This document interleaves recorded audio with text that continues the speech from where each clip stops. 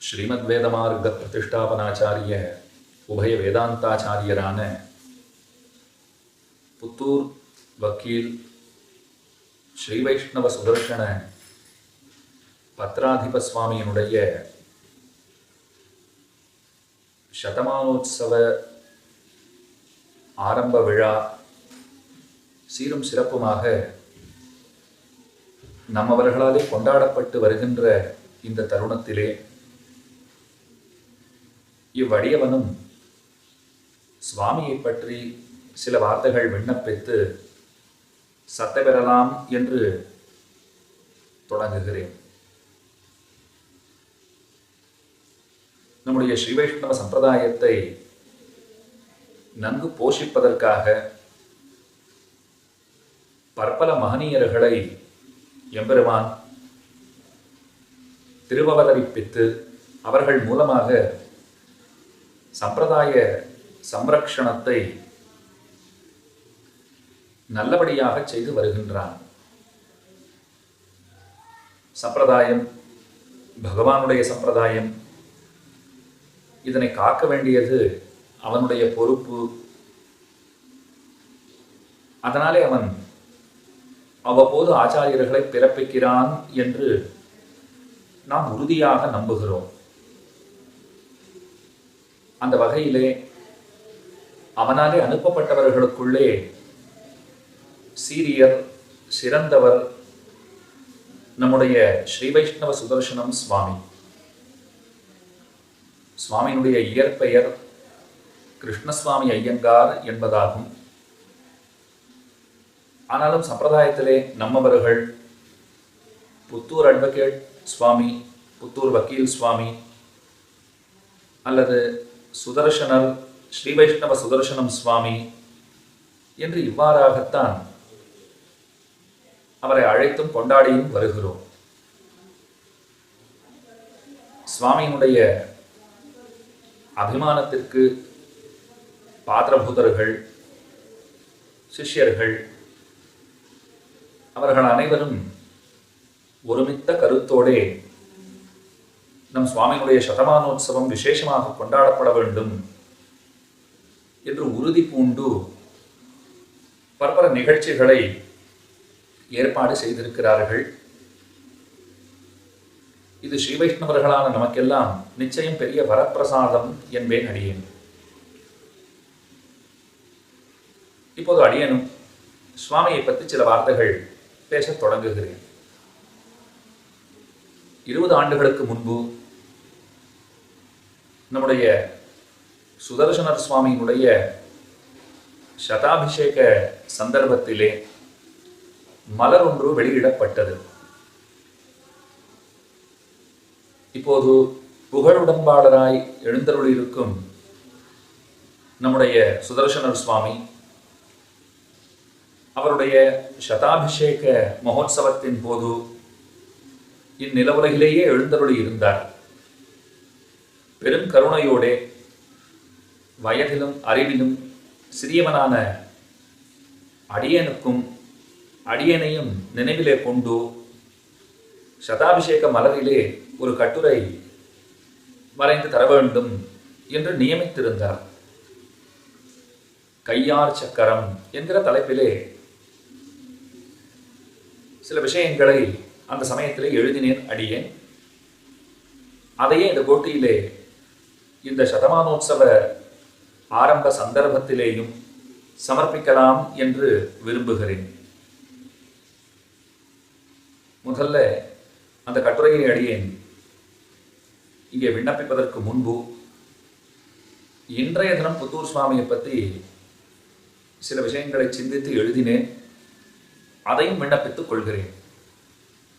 புத்தூர் சுவாமி நம்முடைய தரிசனத்திற்கு உயிரளித்த சமீப கால ஆச்சாரியர்களுக்குள்ளே மிக மிக முக்கியமானவர் ஆவார். புத்தூர் சுவாமி என்றும் ஸ்ரீ வைஷ்ணவ சுதர்சன பத்ராதிபர் என்றும் பரவலாக பலராலும் சுதர்சனர் என்றும் அழைக்கப்படுகிற நம் சுவாமி ஆழிசூழ் உலகில் வைணவம் தழைக்க அவதரித்த சுடராழியே ஆவார். புத்தூர் சுவாமி என்கிற திருநாமத்தை கேட்க நேரும் போதெல்லாம் அவரை சிந்தனை செய்தபடியே இல்லை இல்லை அவர் புத்தூர் சுவாமி இல்லை என்று எனக்குள் எண்ணியபடியே பக்கவாட்டில் தலையசைத்து கொண்டு இவ்வாறாக தலையை ஆட்டிக்கொண்டு இல்லை இல்லை என்று சொல்லி நிற்பன் அடியேன். அப்படித்தான் நிற்பேன் அடியேன். ஏன் ஏன் அப்படி? நம் சுவாமி புத்தூர் சுவாமி என்றுதானே பிரசித்தமாக அறியப்படுகிறார். அப்படி இருக்கும்போது அங்கனன்று என்று மறுக்கும் விதமாக நீர் எதற்காக தலையை இப்படியும் அப்படியுமாக அசைக்கிறீர் என்று நீங்கள் வினவக்கூடும். நம்முடைய சுவாமி புத்தூர் சுவாமி தான், புத்தூர் அக்ரஹாரத்தை சேர்ந்தவர் தான், மறுக்ககில்லேன் அடியேன். ஆயினும் அவரை புத்தூர் சுவாமி என்று அழைப்பதினும் புத்துயிர் சுவாமி என்று அழைப்பது பொருத்தமுடைத்து என்றெண்ணுகிறேன் அடியேன். அப்படி அழைப்பதுதான் இன்னமும் இன்பமுடைத்து என்றும் அறுதியிடுகிறேன். ஆம், வைணவத்திற்கும் வைணவர்களான நமக்கும் புத்துயிர் அளித்த வள்ளலன்றோ நம்முடைய சுவாமி. எனவேதான் புத்துயிர் சுவாமி என்று அழைப்பது தகும் என்கிறேன் அடியேன். பொதுவாக வைணவர்கள் அனைவருமே, அதாவது பக்தி இயக்கத்தின் உட்பிரிவுகளான வல்லப, ராமானந்தீய, நிம்பார்க்க சமயத்தவர்களான வைணவ பிரிவினர் அனைவருமே சுதர்சன பகவானை வெகுவாக ஏத்திடுவார்கள். நிம்பார்க்கர்கள் நிம்பார்க்கரை சுதர்சனருடைய அம்சமாகவே போற்றுகிறார்கள். அப்படி வைணவ சுதர்சனர்கள் பலர் இருக்கக்கூடும். ஆனால் ஸ்ரீ வைஷ்ணவ சுதர்சனமாகிற பத்திரிகையும் ஒன்றுதான். அதன் பத்திராதிபரும் ஒருவர்தான். பத்திரிகையும் அத்விதீயம், பத்திராதிபரும் அத்விதீயர். நிகரத்த வைபவம் பத்திரிகைக்கும் உண்டு, பத்திராதிப சுவாமிக்கும் உண்டு. இன்னொன்று சொல்லுகிறேன். கிருமிகண்டனை அழிக்க வேண்டி சர்வேஷாம் பிரதமாச்சாரியனான ஸ்ரீனிவாசனை வேண்டினார் ராமானுஜர். அலர்மேல் மங்கை உரைமார்பனை அவர் தியானித்து ஓர் அர்க்கியம் கொடுத்தார். பெருமானை இறைஞ்சினார். பகவான் என்ன செய்தான்? தன்னுடைய சுதர்சனத்தை ஏவினான். அவ்யபதேஷ்யனை, பெயர் சொல்லவும் தகாதவனான அந்த தீய அரசனை முடித்தான் பகவான். பேராபத்திலிருந்து வைணவத்தை வேங்கடவன் காத்தான் என்பர் பெரியோர். இது 1000 ஆண்டுகளுக்கு முந்தைய செய்தி. அதே போல ஒரு நிகழ்வு 100 ஆண்டுகளுக்கு முன்பும் நடந்தது என்று சொல்லலாம். புத்தூரில் ஒரு ஸ்ரீனிவாசர், அதாவது ஸ்ரீனிவாசாச்சாரிய சுவாமி, அவர் என்ன செய்தார்னால் புறச்சமயிகளையும் விதண்டாவாதக்காரர்களையும் கிருமிகண்டன போலே வைணவத்தையே நலிய முற்பட்டவர்களையும் அவர்களை தகர்த்தெறியவும் பூண்டோடு ஒழிக்கவும் ஒரு சுதர்சனத்தை நமக்கு நல்கி அருளினார். விழா நாயகரான சதமானோத்சவம் கொண்டாடும் நம்முடைய சுவாமியே அந்த சுதர்சனர் ஆவார். ஸ்ரீனிவாசன் அளித்த சுதர்சனம் அன்றும் தரிசனத்தை காத்தது, கிருமிகண்டனை அழித்ததன்றோ? இன்றும் காக்கிறது என்று அறிக.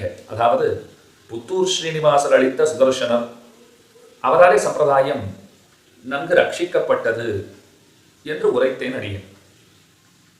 திருமலையப்பனாகிற ஸ்ரீனிவாசன் அவர் ஒரு சுதர்சனம் தந்தார்னு சொன்னேனே, அந்த சுதர்சனம் கிருமிகண்டனை அழித்து அக்காலத்தில் உண்டானவர்களான வைணவர்களுக்கு நன்மையை செய்திருந்தாலும் பின்புள்ளார்களான நமக்கு என்ன நன்மை செய்தது அப்படின்னு கேட்கலாம் இல்லையோ? நமக்கொன்றும் பெரிதாக நன்மை ஏற்பட்டார் போலே தெரியவில்லை என்கிற குறை உண்டு. ஆனால் புத்தூர் ஸ்ரீனிவாசர் தந்தருடைய சுதர்சனமோ பின்னானார்க்கும் இதமளிக்குவதாக விளங்குவது கட்கூடு. எத்தனை எத்தனை கிரந்தங்களை பல்வேறு துறைகளிலே அவர் நமக்கென்று வழங்கி இருக்கிறார். சிரமம் பாராமல் பதிப்பித்திருக்கிறார். அந்த காகிதமாகட்டும், அதிலே ரொம்ப ஆச்சரியமாக பதிப்பித்திருக்கிற சிறப்பாகட்டும், எழுத்துகளாகட்டும், முக்கியமாக வடமொழி அறியாதவர்கள் கூட ரொம்ப சுலபமாக படிக்கிறதுக்கு அந்த அந்த எண்களை எல்லாம் போட்டு எங்கனம் உச்சரிக்க வேண்டும்.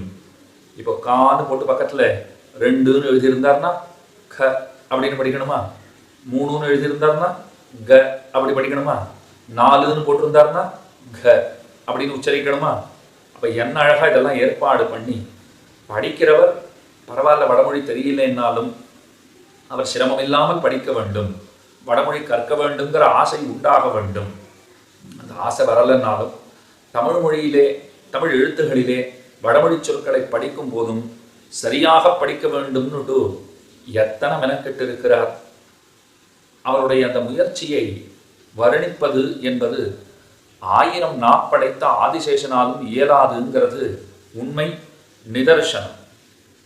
சுவாமியை பற்றி முன்பொரு சமயம் அவருடைய மணிவிழா கொண்டாடப்பட்ட காலத்திலே, ஷஷ்டியப்த பூர்த்தி சந்தர்ப்பத்திலே, அடியனுடைய தகப்பனார் அவர் ஒரு கட்டுரை அந்த சமயத்திலே சமர்ப்பித்திருந்தார். 60க்கு தகப்பனார் கட்டுரை சமர்ப்பித்திருந்தார். 80க்கு அடியன் கட்டுரை சமர்ப்பிக்கிற பாக்கியம் பெற்றிருந்தேன். இப்போ சதமானோத்சவத்திலே அந்த கட்டுரையையே விண்ணப்பிக்கிற பாக்கியமும் பெற்றிருக்கிறேன். அப்போ ஷஷ்டியப்த பூர்த்தி சந்தர்ப்பத்திலே அடியனுடைய தகப்பனார் ரொம்ப ஆச்சரியமாக ஒரு செய்யுள் சுவாமியை பற்றி எழுதியிருக்கிறார். அதையும் விண்ணப்பிக்க ஆசை கொண்டுள்ளேன். திருமருவு தின்தோளுடை செல்வனார்த்தம் திருமருவு நத்தாள்கள் உளமே பதிக்கும் திருமருவு ஸ்ரீகிருஷ்ணமாச்சாரியர் தாம் திருமருவ நீடூழி தனிவாழி வாழி நீடூழி நனிவாழி வாழி என ஒரு செய்யுளை சமர்ப்பித்திருக்கிறார். சுவாமி பல்லாண்டாக எழுந்தருளி இருந்து ஸ்ரீ வைஷ்ணவ சம்பிரதாயத்தை நன்கு தழைத்தோங்கி வளரும்படி செய்ய வேண்டும் என்று இந்த செய்யுளினாலே அவர் பிரார்த்தித்துக் கொள்ளுகிறார். காஞ்சி மகாவித்வான் பிரதிபாத் பயங்கரம் சுவாமியினுடைய சதமானோத்சவ சந்தர்ப்பம் 1991. அது ரொம்ப விசேஷமாக கொண்டாடப்பட்டது. சுமார் 8லிருந்து 9 வயதுக்குள்ளாக அடியன போது இருந்தேன். அப்போ பல மகனியர்கள் எழுந்தருளி இருந்தார்கள். அப்போது நடந்த நிகழ்ச்சிகள் இன்னமும் ஓரளவிற்கு நினைவில் இருக்கின்றன. புத்தூர் சுவாமி எழுந்தருளி இருந்தார். தேவியாரோடும் கூட எழுந்தருளி இருந்ததாக நினைவு. அந்த சந்தர்ப்பத்திலே அடியவங்களுடைய குடிசையிலே தான் அவர் தங்கி இருந்தார். அப்போ பழைய ஆமா இருந்தது, அதில் ஒரு மித்தம் உண்டு. அந்த இடத்துல அவர் தம்முடைய வஸ்திரங்களை உலர்த்தி கொண்டிருந்தது, தோய்த்து உலர்த்தி கொண்டிருந்தது இன்னமும் கண்முன்னே நிழலாடுகிறது. அப்போ இங்கே அவர் எழுந்தருளி இருந்தார். அப்போது சேவித்திருக்கிறேன். இன்னொரு தடவை 91 அல்லது 92 அதிகபட்சம் ஸ்ரீபெரும்புதூரிலே உடையவர் சாற்றுமுறை அன்றைய தினம் ஸ்ரீமான் ஸ்ரீ உவே கீர்த்திமூர்த்தி சதாபிஷேகம் சுவாமியினுடைய தலைமையிலே ஒரு வித்வத் சதஸ் நடந்தது. தகப்பனாரோடும் கூட அடியேன் அதில் அன்வைத்திருந்தேன். அப்போ அடியனுக்கும் பேசணும்னு ஆசை. சதாபிஷேகம் சுவாமியின் இடத்துல அடியனுடைய தகப்பனார் அடியனுக்காக பிரார்த்தித்தார். குழந்தை நன்னா சொல்லட்டுமே அப்படின்னு அவரும் அனுமதி தானம் பண்ணினார். அப்போ ஒரு 15 நிமிஷம் பேசியிருப்பேன். 10லிருந்து 15 நிமிடங்கள் ராமானுஜ வைபவம் என்று பேசுகிற பாக்கியம் அடியனுக்கு வாய்த்தது. அந்த கோட்டிலே புத்தூர் சுவாமியும் அன்றைய தினம் அங்கே எழுந்தருளி இருந்தார். அவருடைய அருட்கண் பார்வைக்கு இலக்காகும் பேர் பெற்றேன் அடியேன். அதனால் தானோ என்னமோ அவருடைய சதாபிஷேக மகோத்சவத்திலும் சரி, சதமானோத்சவ சந்தர்ப்பத்திலும் சரி, அவரை பற்றி சில வார்த்தைகள் எழுதியும் பேசியும் போதுபோக்கும்படியான ஒரு பேரு அடியனுக்கு வாய்த்திருக்கிறது. சதாபிஷேகம் நடந்த தருணத்திலே அடியேன் ஊரில் இருந்திருக்கவில்லை. அதனால் பிற்பாடு திருவரங்கம் பெரிய கோயிலுக்கு விடை கொண்டிருந்தேன். ஸ்ரீமான் ஸ்ரீ உவே பராசர பத்ரிநாராயண பட்டர் சுவாமியுடன் கூட திருவரங்கத்திலிருந்து புத்தூருக்கு போய் சுவாமியை தண்டன் சமர்ப்பிக்கும்படியான பாக்கியத்தை அப்போதும் பெற்றிருந்தேன் அடியேன். இப்போ சதாபிஷேக சமயத்தில் அடியன் எழுதின கட்டுரை அதை இந்த கோட்டியிலே விண்ணப்பிக்கிறேன். ஸ்ரீயப்பதியான சர்வேஸ்வரன் அருளாலே ஒரு ஒப்பற்ற விழாவினை கொண்டாடும்படியான பேத்தினை நாம் பெற்றிருக்கிறோம். ஆம், ஸ்ரீ வைஷ்ணவ சுதர்சனரின் சதாபிஷேக வைபவம் ஸ்ரீ வைஷ்ணவ உலகின் ஒப்பற்ற உற்சவம் ஆகும். இப்போ அதையே சதமானோத்சவத்துக்கு நாம் வைத்துக் கொள்ளலாம். புத்தூர் சுவாமி என்றும் சுதர்சனர் என்றும் அன்போடும் மதிப்போடும் அழைக்கப்படுகிற ஸ்ரீ உவே புத்தூர் கிருஷ்ணசுவாமி ஐயங்கார் சுவாமி ஸ்ரீ வைஷ்ணவ மதத்திற்கு ஆற்றியிருக்கிற பணிகள் அளவிட ஒண்ணாதவை ஆகும். அவர் செய்திருக்கிற காரியங்களை நம்மாலே அளவிட்டு சொல்ல முடியாது. இந்த சமயத்திலே வெளியிடப்படவிருக்கும் மலரிலே இந்த எளியவனுடைய கட்டுரையும் இடம்பெறுவது அடியனது பூர்வ ஜென்ம சுகிருதத்தின் பயனாகும். சுவாமியினுடைய சாதனைகளை விளக்கிட வயதிலும் அறிவிலும் அடியேன் சக்தனல்லேன். ஆயினும் பெரியவர்கள் நியமனமடியாக சிலவற்றை இயம்புகிறேன். இந்த குரூரமான கலியுகத்திலே நமது தரிசனம் தன் தரிசனத்தை இழந்து தவிக்கும் போதெல்லாம் கண் கொடுத்த பெரியோர்களில் ஒப்பற்றவர் நம்முடைய சுவாமி எம்பெருமானாரை பற்றி வேதாந்தாச்சாரியர் தம்முடைய எதிராஜ சப்ததியிலே தெரிவிக்கிற போது, பிற மதங்களாகிற சேற்றிலே அழுந்தி கிடக்கிற எம்பெருமானை காக்க வேணும் பொருட்டு, ரட்சிக்க வேணும் பொருட்டு கை கொடுத்து தூக்கி விடுகிறவர் எம்பெருமானார் என்று தெரிவிக்கிறார். அந்த அழகை நாம் அனைவரும் பிரத்யட்சமாக அனுபவித்தது நம்முடைய சுவாமி பக்கலிலேதான். குயுக்தி வாதங்களாலும் கொடூரம் நிறைந்த பேச்சுக்களாலும் மத்தையோர் நம்முடைய சம்பிரதாயத்தை பழிக்கும் போதெல்லாம் அஞ்சாது குரல் கொடுத்து ஒடுக்கியவர் நம்முடைய சுவாமி. வழக்கறிஞரான நம்முடைய சுவாமி ஸ்ரீ வைஷ்ணவ சம்பிரதாயத்தின் வழக்கு அறிந்தவர். அதனாலே அவராலே குரல் கொடுத்து ஒடுக்குவதுங்கிறது அவருக்கு சாத்தியப்பட்டது. தர்மத்திற்கு இடர்பாடு நேரும் போதெல்லாம் அதனை தம்முடைய திறமையினாலே தகர்த்தெறிந்தார். பிரமாணங்களை நிலைநாட்டி வெற்றி பெறும் நியாயமும் வாதிடத்தகுந்த தைரியமும் ஒருங்கே பெற்றிருப்பதுங்கிறது ஆச்சரியமான விஷயம். சில பேரிடத்துல தைரியம் இருக்கும், ஆனா என்ன பேசி எதிர்த்தரப்பினரை வாய்மாடச் செய்வதுங்கிற அந்த சாமர்த்தியம் இல்லாத இருப்பார்கள். சில பேருக்கு அது என்ன தெரியும், ஆனா நமக்கே வம்புன்னு இருந்துடுவா, அத்தனை தைரியம் இருக்காது. ஆனால் சுவாமியிடத்திலே அவர் விஷயங்களையும் அதிகரித்திருந்தார், நல்ல தைரியத்தையும் வரப்பிரசாதமாக பெற்றிருந்தார். எம்பெருமானுடைய திருக்கையை அலங்கரிக்கிற திருவாழி அது கைகழலாத தன்மையை உடையது. கைகழலா நேமியான் என்று பெயர் பெற்றிருக்கிறான் பகவான். வெறும் கையிலே ஆலத்தி வழிக்க வேண்டும்படியான திருக்கையிலே திருவாழியை தரித்தானாயிற்று என்று கையார் சக்கரத்து பிரவேசம் ஈடு வியாக்கியானம். அந்த திருவாழிதான் அவனை அனுபவிப்பார்க்கு ஆபரணமுமாய் வினைத்தலையில் ஆயுதமுமாயிரே இருப்பது. அனுபவிக்கிறவாளுக்கு அது ஆபரணமா தெரியும். பகவானுடைய எதிரம்பு கோர்க்க வேண்டும்னு எண்ணுமவர்களுக்கு அது ஆயுதமா தெரியும். அதே போலத்தான் நம்முடைய சுவாமியினுடைய வாக்கும் எழுத்தும் நம்மவர்களுக்கு நன்மை பயக்கும், வைணவத்தை வெறுப்பவர்களுக்கு பயத்தை உண்டாக்கும். ஈஸ்வரனுக்கு கையில் ஆழி, நம்முடைய சுவாமிக்கு அவர் திருக்கையே ஆழி.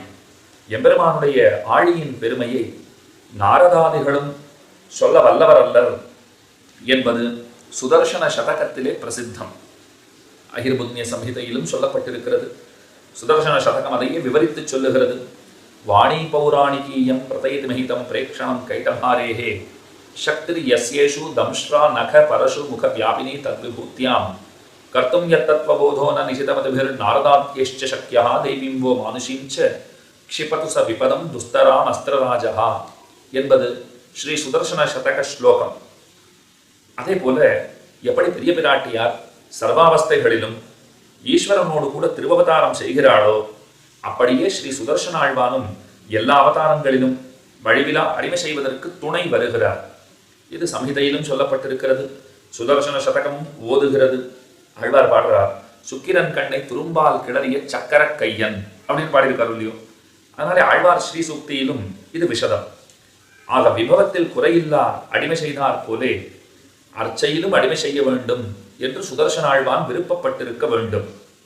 அதனால்தான் பின்னானார் வணங்கும் சோதியாய் அவன் உகந்து கோயில் கொண்டிருக்கும் அர்ச்சை நிலையை நாம் கொண்டாடுகிற இந்த காலத்திலே ஸ்ரீ சுதர்சனன் ஸ்ரீ வைஷ்ணவ சுதர்சனராய் திருவவதரித்தான் போலும்.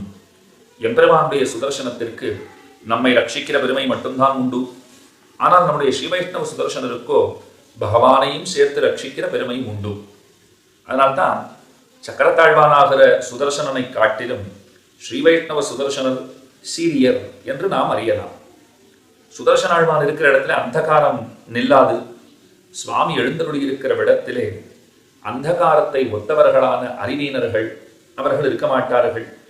அஜ்ஞானத்தை விலக்குபவர் நம்முடைய சுவாமி. அந்தம் தமைவ அஜ்ஞானம் என்று ஸ்ரீ விஷ்ணு புராணம் பேசும். சம்பிரதாயத்திலே உபகாரகனை பிரான் என்பர். பகவான் அவன் பிரான் என்று கொண்டாடப்படுகிறான், ஆதிபிரான் என்று அவனை போத்துகிறோம். ஆதிபிரான் என்று கொண்டாடுகிறோமா? நம்முடைய சுவாமி அவரும் உபகாரகர். அவருக்கு கிருஷ்ணசுவாமி என்பது இயற்பெயர் என்று முன்னமேயே விண்ணப்பித்தேன் அடியேன். சுவாமின்னா எஜமானர், தலைவர்னு அர்த்தம். பிரான் என்கிற சப்தத்திற்கு, பதத்திற்கு சுவாமி, தலைவர் என்கிற பொருளும் நிச்சயம் பொருந்தும். திருமிழிசை ஆழ்வார திருமிழிசை பிரான்னு சொல்லுகிறோம். ஆறாவமுதன் எம்பெருமானை ஆறாவமுதாழ்வார்னு கொண்டாடுகிறோம். அப்ப சுவாமி உபகாரகர் தான். அவர் பல உபகாரங்களை செய்திருக்கிறார். அதனாலே சுவாமியினுடைய திருநாமத்தால் லோகோபகாரகனான கிருஷ்ணனுக்கும் உபகாரகர் நம் சுவாமி, கிருஷ்ணசுவாமி, கிருஷ்ணனுடைய சுவாமி என்று தேறுகிறது. கண்ணன் உபகாரகன், கீதையை நமக்கு உபகரித்தவன். அவன் அருளி செய்த கீதையின் செம்மை பொருள் தெரிய வியாக்கியானம் செய்த பெருமை நம்முடைய சுவாமியையே சாரும். எம்பெருமானாருடைய சீரிய உரை என்ன, அதற்கு மேலே கீதார்த்த சங்கிரகம், பகவத்கீதை வெண்பா, இவத்தோடும் கூட கீதார்த்த விவரணம்னு சுவாமி ரொம்ப ஆச்சரியமாக கீதையினுடைய செம்மை பொருள் பாரினில் தெரிய பதிப்பித்திருக்கிறாரே. அவருடைய சாதனைகளுக்கு இட்ட மணிவிளக்கு என்று அந்த செயலை சொல்லலாம். இதனாலே எம்பெருமானுக்கும் எம்பெருமானாருக்கும் இவர் உபகாரகர் ஆகிறார் என்று தேறுகிறது. இதெல்லாம் தெரிஞ்சுட்டு இருந்துதானோ என்னமோ, முதல்லையே சுவாமிக்கு அவருடைய திருத்தகப்பனார் கிருஷ்ணசுவாமி, கண்ணனுடைய கீதைக்கு இவர் பேருபகாரம் செய்ய போகிறார் என்று அறிந்தே கிருஷ்ணசுவாமி என்று திருநாமம் சாத்தினார் என்று எண்ண தோன்றுகிறது. இப்போ கிருஷ்ணசுவாமின்னு சொன்னால் கிருஷ்ணனுக்கு சுவாமிங்கிற பொருள் கிடைக்கும், அதுவும் உண்டு. கிருஷ்ணனாகிற சுவாமி முதல்ல பார்த்தாச்சு. கிருஷ்ணசுவாமி, கிருஷ்ணனுக்கே சுவாமி. கிருஷ்ணனுக்கு சுவாமிங்கிற பெருமை யாருக்கு உண்டுன்னா ராமபிரியனுக்கு உண்டு. திருநாராயணத்தில் சேவை சாதிக்கிறாரே செல்வப்பிள்ளை, கண்ணனாலே பூசிக்கப்பட்டவர், கிருஷ்ண பலராமர்களாலே தொழப்பட்டவர். அதனாலே கிருஷ்ணசுவாமி, கிருஷ்ணனுக்கு சுவாமி. அந்த பெருமானுக்கு செல்வப்பிள்ளைன்னு ரொம்ப பிரசித்தமான திருநாமம். யாருக்கு செல்வப்பிள்ளை? யதிராஜனான ராமானுஜருக்கு செல்வப்பிள்ளை. நம்முடைய கிருஷ்ணசுவாமியாகிற நம்முடைய சுவாமி, சதமானோத்சவம் கண்டருளும் சுவாமி, அவரும் செல்வப்பிள்ளை. அவரும் ராமானுஜருடைய செல்வப்பிள்ளை. ராமானுஜருடைய திவ்யாஜ்ஞா பரிபாலனம்னு சொல்லுகிறோமே, அதிலே ஊற்றம் கொண்டு அதை நன்கு நடத்தி போந்தவர் சுவாமி. அப்ப ராமானுஜருடைய திருவுள்ளத்தை கவர்ந்தவர். அதனாலே இவரும் செல்வப்பிள்ளை ஆகிறார். யதீந்திரமத தீபிகை, சாரீரக காரிகாவளி, பிரபன்னாமிர்தம், கத்திய வியாக்கியானங்கள், இந்த கிரந்த பிரகாசன காரியங்களினாலே எம்பெருமானாருடைய திருவுள்ளத்தை குளிர்விக்கிறார். அத்தனை பெருமை அவருக்கு. இப்போ முக்கியமாக ஒரு விஷயம் சொல்லணும். பிரபன்னாமிர்தம் ரொம்ப ஆச்சரியமான கிரந்தம். சுவாமியுடைய ஆர்ஜவ குணத்தை பாருங்கோ. உள்ளது உள்ளபடி, அது முன்னம் கிடைத்த பிரதிகள் எப்படி இருக்கிறதோ அப்படியே பதிப்பிக்கிறேன் அடியேன் என்று ஒரு பிரதிஜையை செய்கிறார். அந்த இடத்துல சொல்றார், இதெல்லாம் சிலதெல்லாம் பிற்சேர்க்கையாக இருக்கக்கூடும், ஏன்னா நன்னாவே தெரிகிறது இதெல்லாம் பின்னாடி சேர்க்கப்பட்டது என்று பல பகுதிகள் நன்றாகவே தெரிகிறது.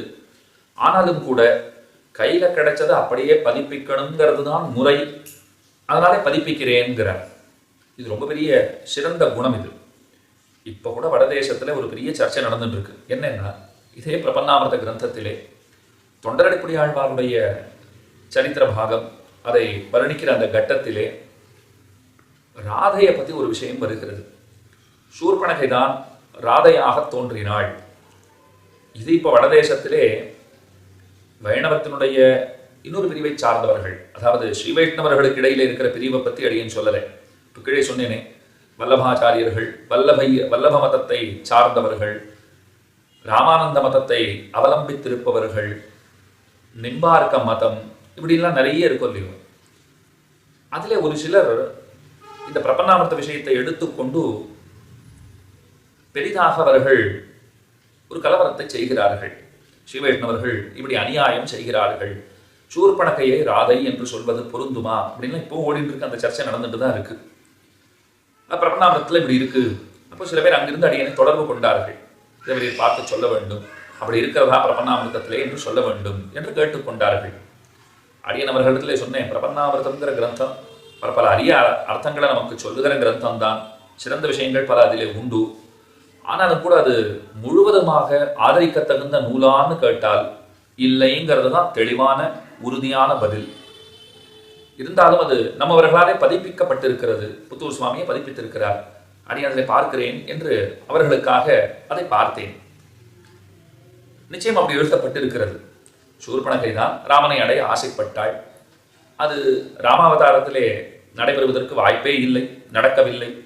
அதனாலே அவளே கிருஷ்ணாவதாரத்திலே ராதையாக தோன்றினாள் என்று அதிலே எழுதப்பட்டிருக்கிறது. ஆனால் சுவாமி கீழே அதுக்கு டிப்பணி சாதிக்கிறார். அங்கே எழுதுகிறார், இது சில பிரதிகளிலே காண கிடைக்கிறது, சில பிரதிகளிலே இல்லை அப்படின்னு காட்டியிருக்கார். இதை வடதேசத்தவர்களுக்கு அடியேன் சொன்ன உடனே அவர்களுக்கு பேரானந்தம். அப்போ இது சில பிரதிகளில் இல்லைன்னு சொல்லிட்டாரோ இல்லையோ, அப்போ இது பிற்சேர்க்கையாக இருக்கக்கூடுங்கிறதான் புத்தூர் வக்கீல் சுவாமி நமக்கு காட்டி கொடுக்கிறார் என்று அவர்கள் ஆனந்தம் அடைந்தார்கள். இதுவே போதும் சுவாமி, இதை கொண்டே நாம் நம்முடைய சம்பிரதாயத்தை, இந்த பிரபன்னாமிர்த கிரந்தத்தை, ராமானுஜரை எவ்வவர்கள் எல்லாம் இழிவுபடுத்துகிறார்களோ அன்னவர்களை நாம் அடக்குவதற்கு இதொன்றே போதும் என்று அவர்கள் ஆனந்தத்தாலே கூத்தாடினார்கள். இதுல ரெண்டு விஷயம். சுவாமியினுடைய ஆர்ஜவ குணம் அதிலே சொல்லிட்டார். பல கதைகள் இதில் பின்னாலே சேர்க்கப்பட்டவையாக, இணைக்கப்பட்டவையாக. எப்படி ஸ்ரீராமாயணத்திலே ஆதித்ய ஹிருதயம் போன்ற பகுதிகள் பின்னவர்களாலே பிற்பாடு சேர்க்கப்பட்ட பகுதிகளாக அறியப்படுகிறதோ, அப்படித்தான் இந்த விஷயங்களும் இருக்க வேண்டும். ஆனாலும் கையிலே கிடைத்ததை உள்ளது உள்ளபடி பிரச்சுரிக்க வேண்டும். அதற்காக அப்படியே கொடுக்கிறேன். அந்த ஆர்ஜவ குணம் நிச்சயம் ரொம்ப ஸ்லாகியமானது. ஆறாயிரப்படி குரு பரம்பரையாகட்டும், பிரபன்னாமிர்த கிரந்தமாகட்டும், வார்த்தாமாலை, இப்படி எத்தனை கிரந்தங்களை வெளியிட்டு ராமானுஜருடைய திருவுள்ளத்திற்கு இதமளித்திருக்கிறார். ஏன்னா ராமானுஜரை பலரும் அறிந்து கொள்வதற்காக அவர் பாடுபட்டிருக்கிறார். அதனாலே செல்வப்பிள்ளை, உடையவருடைய செல்வப்பிள்ளை என்று கொண்டாடத் தகுந்தவர். தந்தை தன்னுடைய பிள்ளையை தன்னை குளிர்விக்க பிறந்தவனாகவே கருதுவான். ஆக கிருஷ்ணசுவாமிங்கிற திருநாமத்தாலே சம்பத்குமாரனாகிற ராமப்பிரியனோடே ஒரு சாமியம் பெற்றார்னு பார்த்தோமா, அதனாலே எம்பெருமானாருக்கும் பிரியராக அமைந்திருக்கிறார் நம்முடைய சுவாமி. செல்வப்பிள்ளை, அதனாலதான் செல்வப்பிள்ளை, தந்தைக்கு மகிழ்ச்சியை உண்டு பண்ணுகிற பிள்ளை. சுவாமியினுடைய பெருமைகளை விவரிக்க வார்த்தைகளும் பக்கங்களும் நிச்சயமாக போதா. நிறைஞானத்தொரு மூர்த்தி என்று கொண்டாடத் தகுந்தவர் சுவாமி அப்படின்ட்டு அந்த சதாபிஷேக மகோத்சவ மலரிலே அடியேன் எழுதி கொடுத்த கட்டுரையிலே இந்த விஷயங்களை எல்லாம் விண்ணப்பித்திருந்தேன் அடியேன். கூடவே இன்றைய தினம் அடியேன் சுவாமியை பற்றி சில விஷயங்கள் எழுதியவற்றையும் முதலிலேயே விண்ணப்பித்துக் கொண்டேன். சுவாமியிடத்தில் ஒரே ஒரு பிரார்த்தனை தான். அவர் வைகுந்தத்திலே நித்தியமுக்தர் திரளிலே ஒருவராய் அங்கே பரமபதநாதனுக்கு அனவரதமும் வடிவிலா வடிமை செய்து கொண்டிருக்கிறார். நிரதிசய ஆனந்தத்தை அவர் அடைந்திருக்கிறார். அவரிடத்துல பிரார்த்தனை என்னன்னா, தேவர்களுடைய உறுதிப்பாடு, தேவர்களுடைய அந்த உறுதியும் எழுத்து வன்மையும் அது ஸ்ரீ வைஷ்ணவர்கள் அனைவருக்கும் நிச்சயமாக கிடைக்க வேண்டும். சொல்லிலும் எழுத்திலும் வல்லவர்களாக வைணவர்கள் திகழ வேண்டும். தேவரீரை போலே எங்கள் அனைவரையும் ஆக்கி அருள வேண்டும் என்று இந்த பிரார்த்தனையையே சதமானோத்சவ சந்தர்ப்பத்திலே அவரிடத்திலே யாம் பெரு சன்மானமாக நாம் பிரார்த்திக்க கடவுள். சாதாரணமாக யாருக்காவது பிறந்த நாள்னு சொன்னால் யாருக்கு பிறந்த நாளோ அவருக்கு தான் பரிசுகள் எல்லாம் கொடுப்பது வழக்கம். நாம் இப்படி வச்சுக்கலாமே, சுவாமிக்கு பிறந்த நாள் திருநக்ஷத்திரம், அவருக்கு திருநக்ஷத்திரம்னு சொன்னால் அந்த திருநக்ஷத்திர சந்தர்ப்பத்திலே நாம் எதனை அவருக்கு கொடுப்பது? அவரால் தான் நாம் வாழ்கிறோம். காஞ்சி மகாவித்வான் சுவாமி, புத்தூர் சுவாமி போன்ற மகனீயர்களால் தான் நாம் அனைவரும் வாழ்ந்து கொண்டிருக்கிறோம். நாம் அனைவரும் சௌக்கியமாக வாழ வேண்டும்ங்கிறதுக்காக அந்த மகனீயர்கள் எல்லாம் சிரமம் பாராது எத்தனை கஷ்டப்பட்டு இருக்கிறார்கள். அப்போ அவர்களுக்கு நாம் என்ன பரிசு கொடுக்க? ஒரு பரிசை வேண்டுமானால் அவர்களிடத்தில் நாம் கேட்கலாம். அவர்களுடைய அந்த உறுதியும் எழுத்து வன்மையும் சொல் வன்மையும் நம் அனைவருக்கும் அது வசப்பட வேண்டும்ங்கிறதையே நாம் அனைவரும் பிரார்த்திக்க வேண்டும். அந்த பிரார்த்தனையோடு இந்த உரையை அடியேன் நிறைவுறுத்துகிறேன். சுவாமி திருவடிகளுக்கு பல்லாண்டு பாடிக்கொண்டு மேலே இந்த நல்வாய்ப்பினை அடியனுக்கு நல்கிய பரமாப்தராய் நம்ம அனைவருக்கும் ரொம்ப வேண்டப்பட்டவரான ஸ்ரீமத் உபயவே புத்தூர் ரகுராமன் பாலாஜி சுவாமி அவருடைய திருவடி இணைத்தாவர்களுக்கும் அடியனுடைய கிருதஜதானுசந்தானங்களை சொல்லிக்கொண்டு பிரணாமங்களையும் தெரிவித்துக் கொண்டு அமைகிறேன் அடியேன். ஸ்ரீமதே ரம்யஜாமாத்ரு முனீந்திராய மகாத்மனே ஸ்ரீரங்கவாசினே பூயாத் நித்யஸ்ரீஹி நித்யமங்கலம்.